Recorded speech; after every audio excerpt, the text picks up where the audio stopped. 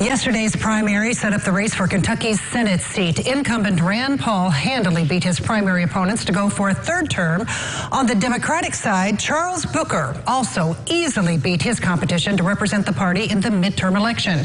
Joining us now is Charles Booker himself. Congratulations, sir, on your decisive win. We certainly appreciate you spending today with us. Your campaign is calling this a historic win. You are the first black nominee for a major party in the Kentucky Senate race. But this race, no doubt, set to be a tough run.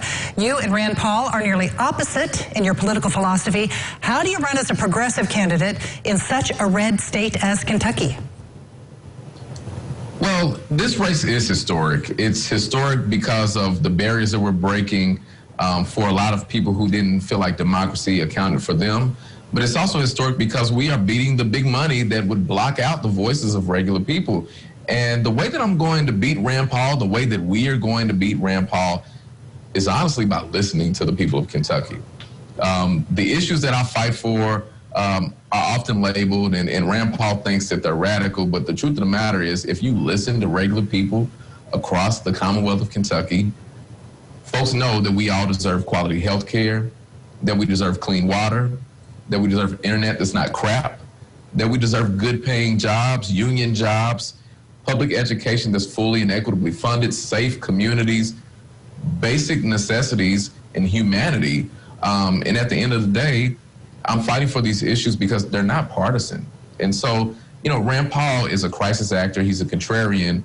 He ran as a libertarian, but he's not actually a libertarian. He's really just an opportunist, but he ran on shaking up the system. I'm running on shaking up the system, except I'm not running to BS people like Rand Paul has. I genuinely want things to change, and I know that we can do it together as family, and we're going to get him out of the way so we can do that work. Well, let me ask you a little bit about some things that happened recently with Senator Paul. He recently single-handedly delayed the approval of additional $40 billion in aid to Ukraine for weaponry and things they need in the war with Russia. How would you have voted on that proposal, and why? Well, first of all, I find it shameful. It's anti-democratic. It is opposed to humanity. For Rand Paul to constantly take positions that essentially say that when our loved ones, when the people of Kentucky, when the people of our country, when our allies need us to be there for them, he doesn't believe that the government should do anything. He sells us out. And that's what he's doing now. He ran on the idea of small government, getting government out of the way, but that's not true. He really just wants the government to be in his pocket. And the way that he is covering for an authoritarian at the expense of innocent women and families, children, there were maternity wards that were destroyed in this invasion. And he said that humanitarian aid, helping people in Ukraine get food, to get shelter and safety, that it meant that the U.S. was being a sugar daddy. I mean, he's a joke. He doesn't actually want to end endless conflict. He is really just in the way of the progress we need. I will say, though, he is calling primarily for oversight of that money. Do you think that's a good idea? He is tying that to a national security issue. Your thoughts on that? Well, of course, oversight is important, and I wish he meant it. He looks for ways to distract from the fact that he wants to block progress. He doesn't care about oversight. He certainly didn't care when that tax cut was going to the wealthiest few. He doesn't care when big corporations are robbing the people of Kentucky. He's not looking for oversight when the pharmaceutical industry is preying upon us. He thinks expanding health care is slavery for doctors. Let me also ask you here, he is well known for his public clashes with Dr. Anthony Fauci during the COVID-19 pandemic. The pandemic may have lessened, but COVID-19 is still here. In your view, what is the government's role in COVID-19 mitigation?